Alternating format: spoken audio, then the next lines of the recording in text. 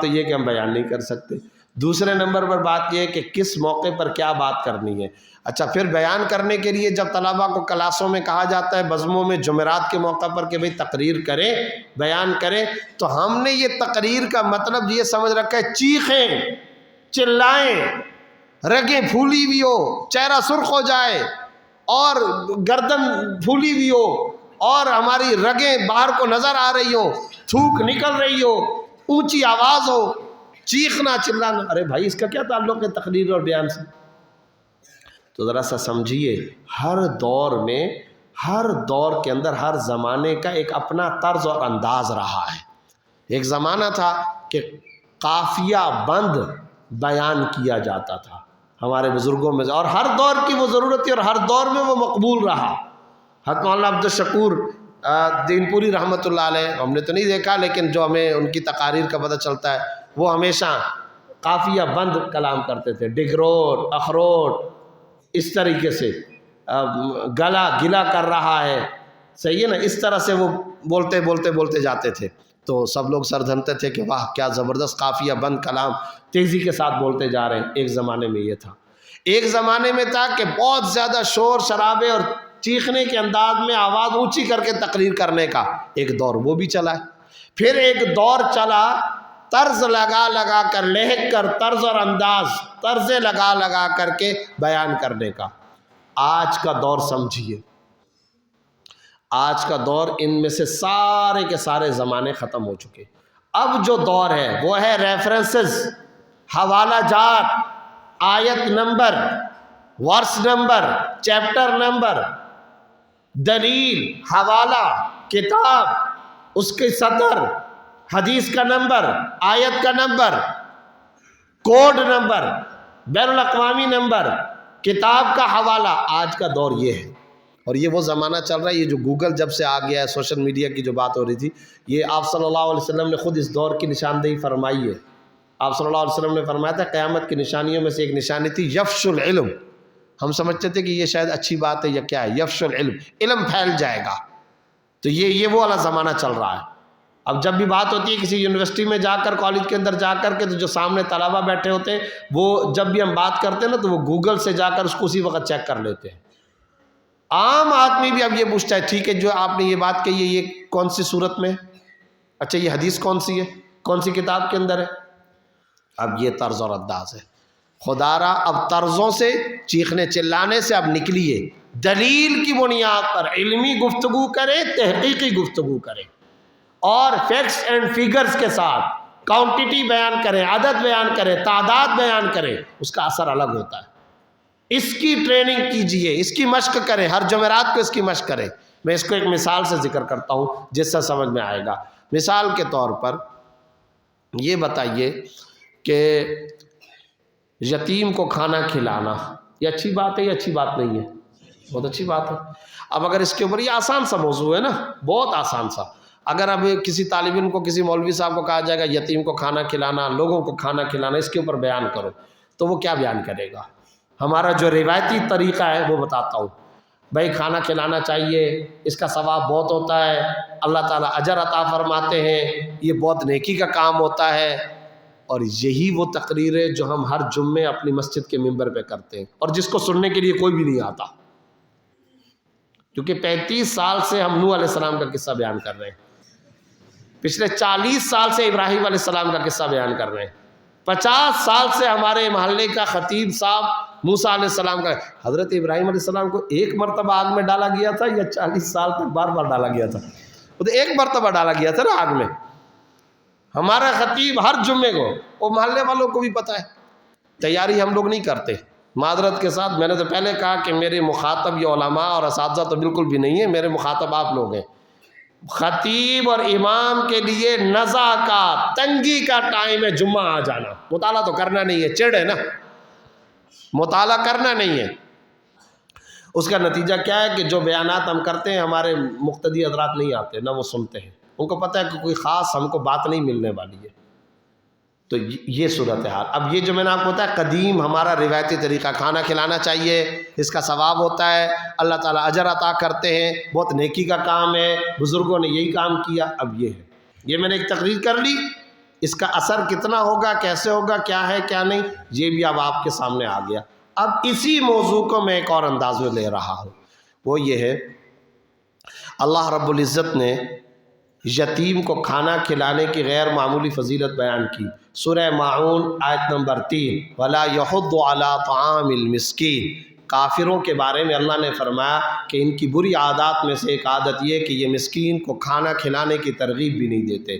سورہ بلد آیت نمبر 13، 14، 15، او اطعام فی یوم ذی مسغبہ یتیما ذا مقربہ او مسکینا ذا متربہ۔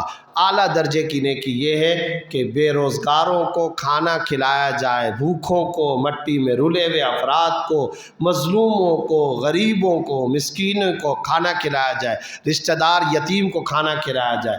سورہ دہر آیت نمبر 7، 8، وَيُطْعِمُونَ الطَّعَامَ عَلَىٰ حُبِّهِ مِسْكِينًا وَيَتِيمًا وَأَسِيرًا۔ مسلمانوں کی نیکی یہ ہے اپنی ضرورت کے باوجود یتیم کو، مسکین کو اور فقیر کو کھانا کھلاتے ہیں، قیدی کو کھانا کھلاتے ہیں جبکہ وہ خود اس کی ضرورت مند ہوتے ہیں۔ اب یہ میرا دوسرا انداز تھا۔ اب بتائیے دونوں میں سے کون سی والی تقریر مؤثر ہوگی؟ اچھا، ایک اور مسئلہ یہ کہ ہمارے طلباء جب یہ کسی سے جب آیت نمبر اور یہ چیپٹر نمبر وغیرہ سنتے ہیں تو بہت متاثر ہوتے ہیں کہ شاید یہ کوئی بریکنگ نیوز دے رہا ہے، تو ایسا کچھ بھی نہیں، یہ سب آپ کو آتا ہے بھائی، یہ کوئی خاص بات نہیں ہے، یہ سب آپ کو آتا ہے۔ آپ لوگوں نے سنا ابھی جو حضرت مولانا کو اللہ جزائے خیر دی اپنی محبت میں فرما رہے تھے کہ میں فلاں بینک کا بھی شرعی ایڈوائزر ہوں۔ یہ جو ہمارے شرعی ایڈوائزرز ہیں، تو میں رابعہ کے طالب علم ساتھیوں سے کہتا ہوں جاؤ ذرا جا کر ان کی گفتگو سنو، تو ان کی گفتگو سنیں گے نا تو وہ پی سی ہوٹل ہوگا، میریٹ ہوٹل ہوگا، اس ہوٹل کے اندر سارے کے سارے وہ معاشی ماہرین بیٹھے ہوں گے، پینٹ شرٹ والے لوگ بیٹھے ہوں گے۔ ہمارا یہ ملا مسکین طالب علم یہ وہاں جائے گا تو یہ سوچے گا بہت اونچی اونچی باتیں ہو رہی ہیں۔ اور وہ ہمارا ایک ڈرائیور ہے، تو ایک جگہ پر یہاں ہی اسلام آباد کے اندر، وہ لطیفہ پچھلے ہفتے کا ہی ہے، وہ یہاں پر ڈرائیور صاحب جو ہے وہ بیٹھا تھا تو ہم باتیں کر رہے تھے، تو وہ کچھ مسئلے لوگ پوچھ رہے تھے، تو میں نے کہا کمرشل بنیادوں پر اس طریقے سے ہوگا، اور جب تک NOC نہ ملے تو یہ نہ کیا جائے، جب تک CDC نہ ہو۔ تو وہ بعد میں ڈرائیور مجھے کہتا ہے آج بہت مشکل باتیں آپ کر رہے تھے۔ پھر وہ کہتا ہے ابھی جدھر جا رہے ہیں ادھر تو مشکل باتیں نہیں کرو گے نا۔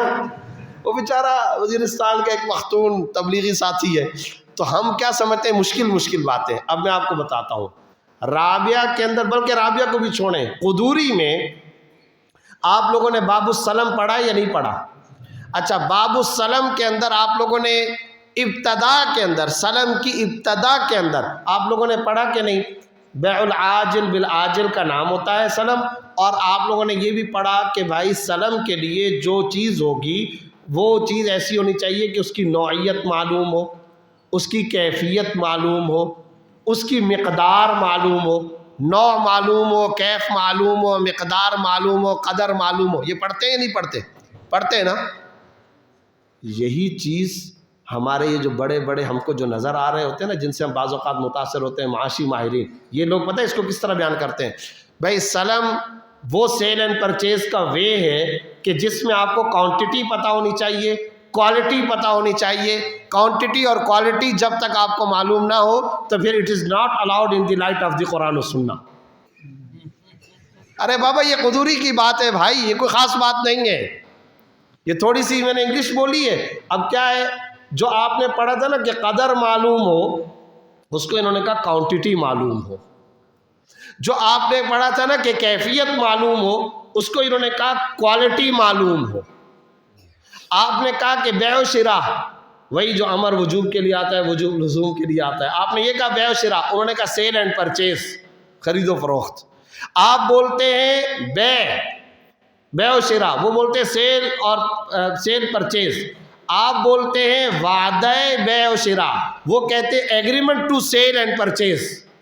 بس یہ اصطلاحات کا فرق ہے اور کچھ بھی نہیں ہے، سب کچھ آپ کے پاس موجود ہے، پالش کرنے کی ضرورت ہے۔ تو اس دور کا جو طریقہ کار ہے اس کو سمجھیں، اور جب آپ اس کو سمجھ لیں گے اسی طرز پہ بیان کریں۔ آج کے بعد جذباتی تقریریں ختم کریں۔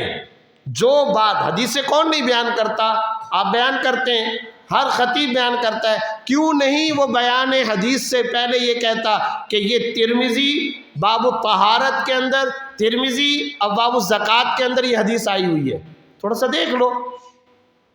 آپ کو رزق حلال پر بیان کرنا ہے تو آپ اس کی آیتیں دیکھ لو، یا ایھا الناس کلوا مما فی الارض حلالا طیبا ولا تتبعوا خطوات الشیطان، اس آیت کا نمبر دیکھ لیں، سورت کا نام دیکھ لیں۔ اسی طرح یا ایھا الرسل کلوا من الطیبات واعملوا صالحا۔ تو ایک گزارش یہ ہے کہ موجودہ دور میں جو طرز اور انداز گفتگو ہے اس کو ذرا سمجھیں اور اس پر آنے کی اپنے آپ کی مشق کریں۔ حضرات اساتذہ کرام موجود ہیں، وہ انشاءاللہ آپ کی رہبری کریں گے، رہنمائی کریں گے، اس طرز اور انداز کو اپنائیں۔ طرزوں کا دور ختم، چیخنے چلانے کا دور ختم، اب کوئی قافیہ بند کا نام یہ ختم، اب یہ ہے، اب حوالہ جات کی دنیا ہے، ریفرنسز کی دنیا ہے۔ دوسری بات یہ ہے کہ ڈیٹا اور فگرز سے، ڈیٹا اور فیکٹس اینڈ فگرز یعنی تعداد، ان چیزوں سے ہمیں چڑ ہے۔ کیوں؟ ڈیٹا سچائی بیان کرتا ہے، ہم ڈیٹا نہیں ذکر کرتے، ہم تعداد نہیں ذکر کرتے۔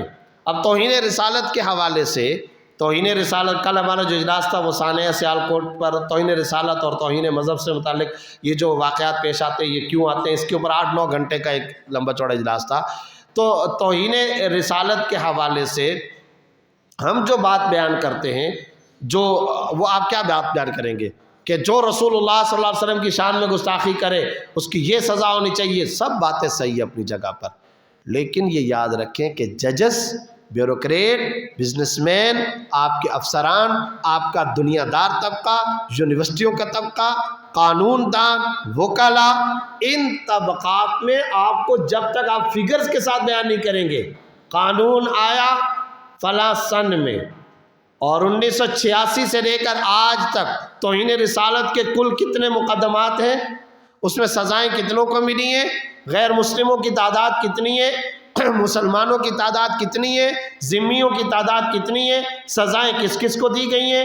یہ تم کہتے ہو کہ توہین رسالت کے قانون کو تبدیل کرو، 295C کو تبدیل کرو، یہ قانون کب سے آیا اور اب تک کتنی مرتبہ غلط استعمال ہوا۔ اب ہم آ جاتے ہیں پاکستان کی عدالتوں اور تھانوں کے اندر 302 کا جو مقدمہ ہے، جو قتل کا جو قانون ہے، وہ کتنی مرتبہ غلط استعمال ہوا۔ توہین رسالت کے قانون کو کہتے ہو کہ غلط استعمال کیا جائے، اس کو ختم کرو، جس دلیل کی بنیاد پر اس کو ختم کرنے کی بات کرتے ہو اس سے زیادہ مؤثر اور مضبوط دلیل 302 کے بارے میں پائی جاتی ہے۔ توہین رسالت کے قانون کو ختم کرنے سے پہلے پاکستان سے 302 کا قانون بھی ختم کرو، ختم کرو اس کو بھی، اس لیے کہ تم تو یہ کہتے ہو نا غلط استعمال ہوتا ہے، تو جب غلط استعمال ہوتا ہے تو وہ بھی تو غلط استعمال ہوتا ہے۔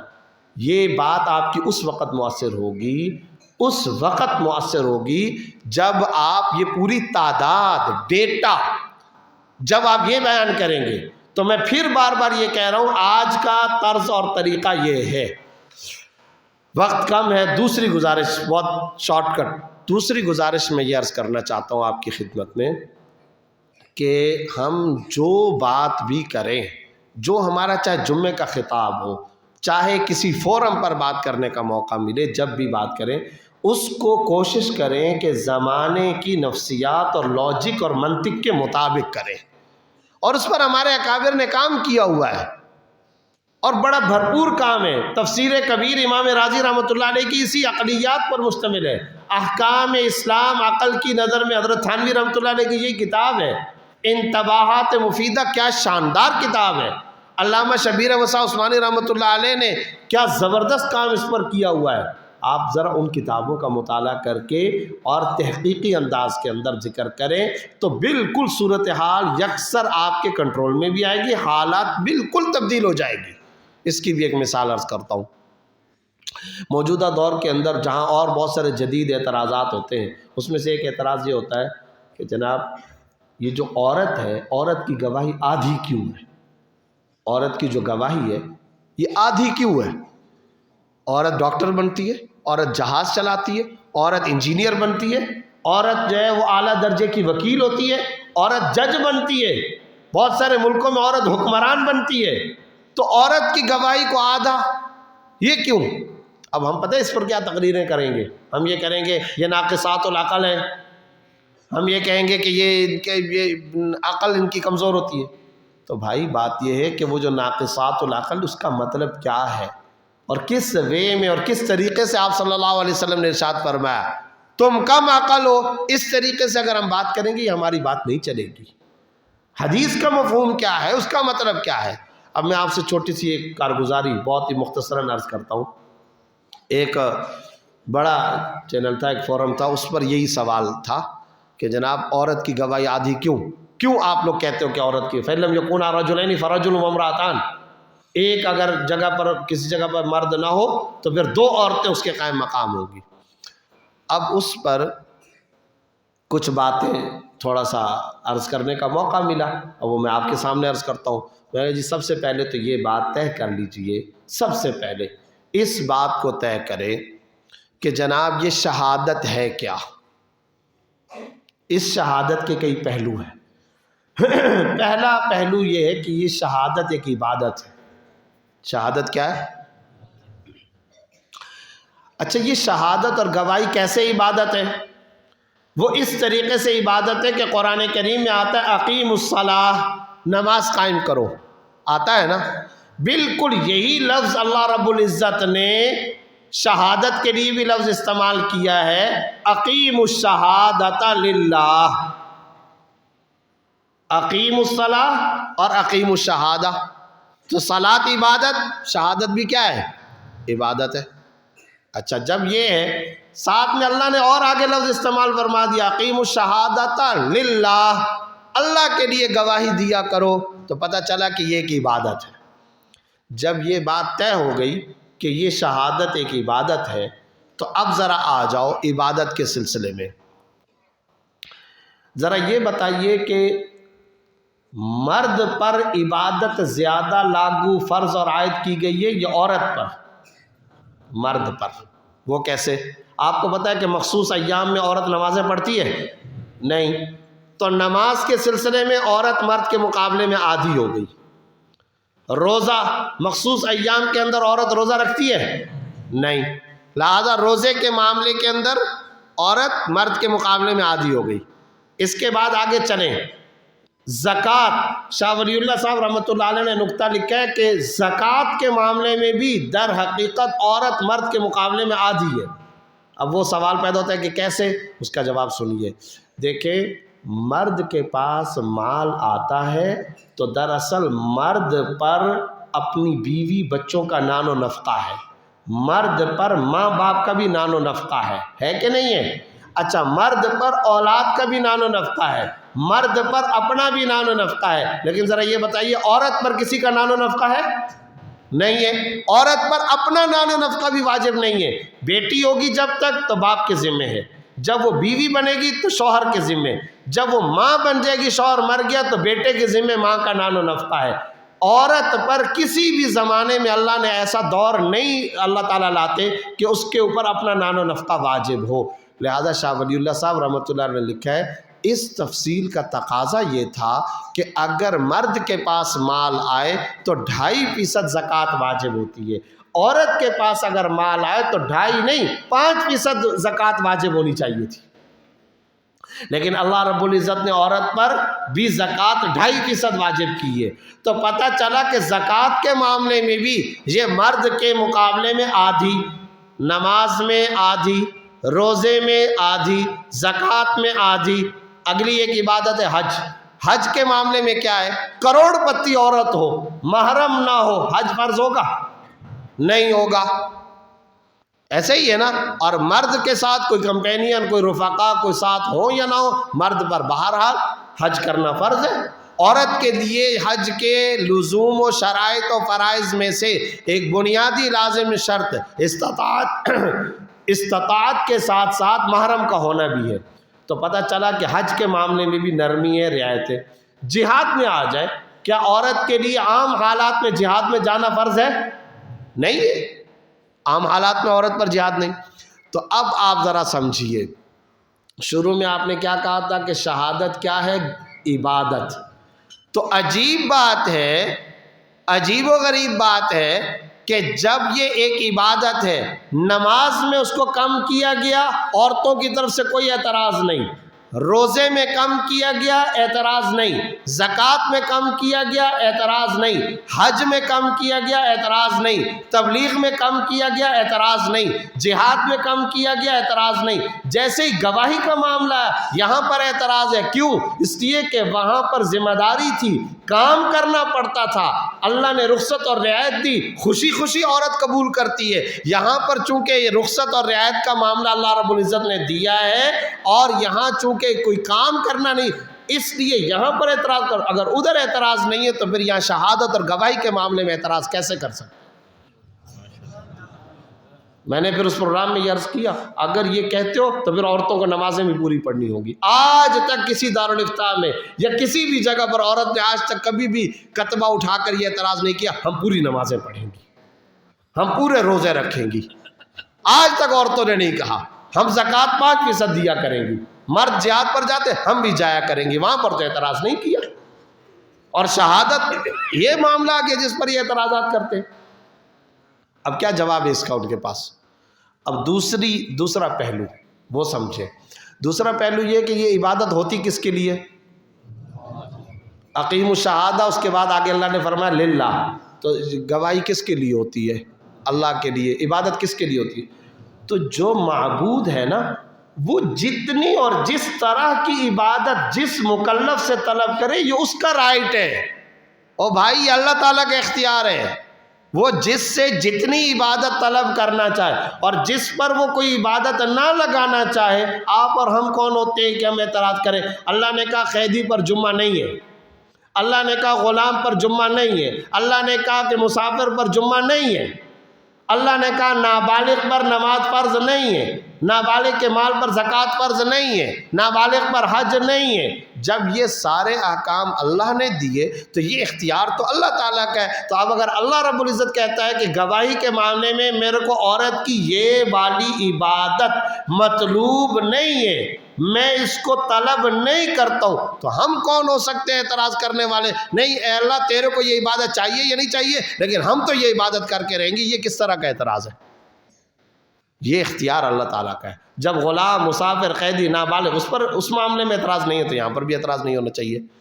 تیسرا نقطہ وہ یہ ہے کہ شہادت ہے کیا؟ اس کا ایک اور پہلو ہے، رائٹ ہے یا رسپانسبلٹی ہے؟ یعنی شہادت اور گواہی یہ حق ہے یا ذمہ داری ہے؟ تو دراصل یہ حق نہیں ہے، بنیادی طور پر چوک یہاں سے ہوئی، غلطی یہاں سے لگی ہے۔ یہ جو گواہی کا معاملہ ہے یہ بنیادی طور پر حق نہیں ہے، یہ رسپانسبلٹی ہے۔ اور بھائی یہ بہت بڑی مسئولیت ہے، ذمہ داری ہے۔ کیسے؟ روڈ پر کوئی واقعہ ہو گیا، اور جب واقعہ ہو گیا، کوئی ایکسیڈنٹ ہو گیا، کوئی مسئلہ ہو گیا، اب اس کے بعد ذرا یہ بتائیے کہ یہ عورت دیکھتی ہے، کرتی ہے، اس عورت کو یہ مکلف بنایا جائے جاؤ تم عدالت میں، یہ یہاں سے سارے کام کاج چھوڑ کر کے جاتی عدالت میں جب پہنچی تو پتہ چلا کہ آج تو جناب ہفتہ اور اتوار ہے، لہذا چھٹی ہے۔ اب یہ دوبارہ گھر جائے گی، پھر یہ پیر کا انتظار کرے گی۔ جب یہ پیر کو جائے گی تو وہاں جا کر عدالت کے اندر گواہی تو عدالت میں دی جاتی ہے نا، اب جب یہ پیر والے دن جائے گی تو وہاں جانے کے بعد بینچوں پر بیٹھی رہے گی۔ یہ جیسے ہی جائے گی تو جج فارغ تو نہیں بیٹھا کہ اس کو بلا کر کے کہے ہاں جی فلاں معاملے میں تم گواہی دو۔ اب گواہی کے سلسلے میں جج تاریخیں دے گا، ڈیلے کرے گا، ٹال مٹول کرے گا، یہ بینچوں پر 10 گھنٹے بیٹھی رہے گی، اگلی تاریخ پھر جا رہی ہے، پھر جا رہی ہے، پھر اس پوری صورتحال میں عورت کی توقیر ہو رہی ہے یا تذلیل ہو رہی ہے؟ تذلیل ہو رہی ہے۔ وہ خدا کا شکر ادا کرو، اللہ نے تم کو اس ذمہ داری تذلیل و تحقیر سے بچا لیا، اور تم اس پر اعتراض کرتی ہو۔ یہ اعتراض کا موقع ہے یا اللہ تعالیٰ کا شکر ادا کرنے کا موقع ہے؟ یہ تو شکر ادا کرنے کا موقع ہے۔ یہ ہے اصل میں شہادت کے حوالے سے آپ نے وہ سارا کچھ مواد بیان کیا جو عقل میں آنے والا اور لاجیکل انداز کے اندر ہے۔ اس انداز میں جب آپ بیان کریں گے اس کا کوئی توڑ کسی کے پاس نہیں۔ لیکن ہمارا مولوی صاحب لٹھ کیا چلائے گا؟ تمہاری گواہی اس لیے قبول نہیں، تم ناقص العقل ہو، تمہارے اندر دماغ نہیں ہے، عقل نہیں، ہم یہ لٹھ ماریں گے۔ اور جب ہم یہ لٹ ماریں گے تو پھر کہاں چلے گی بھائی ہماری بات؟ نہیں چل سکتی ہے، نہیں چل سکتی ہے، ہم یہ لٹ مارتے ہیں۔ اس لیے گزارش یہ ہے کہ یہ جو کچھ ہم پڑھتے ہیں اس کو عقل اور لاجک اور موجودہ زمانے کی نفسیات کے مطابق، اس دور کی جو لاجک اور نفسیات ہے اس کے مطابق ہم کو بیان کرنا چاہیے۔ تو پہلی گزارش میں نے جو کی وہ یہ کہ آپ اپنی علمی استعداد کو مضبوط کریں، علمی صلاحیت کو مضبوط کریں۔ دوسری گزارش جو میں نے کی وہ یہ کہ بیان ہر طالب علم کرے، ہر طالب علم کو تقریر آنی چاہیے، اور اس کا بھی طرز اور انداز بتا دیا۔ اور تیسری گزارش جو میں نے کی وہ یہ کہ یہ جو بیان اور تقریر ہم کرتے ہیں یہ لاجک کے اور موجودہ دور کی نفسیات شناسی اور مزاج شناسی کے مطابق ہم کریں۔ یہی مطلب ہے لسان القوم کا، یہی مطلب ہوتا ہے قوم کی نفسیات پر انگلی، نبض پر انگلی رکھ کر کے گفتگو کرنے کا۔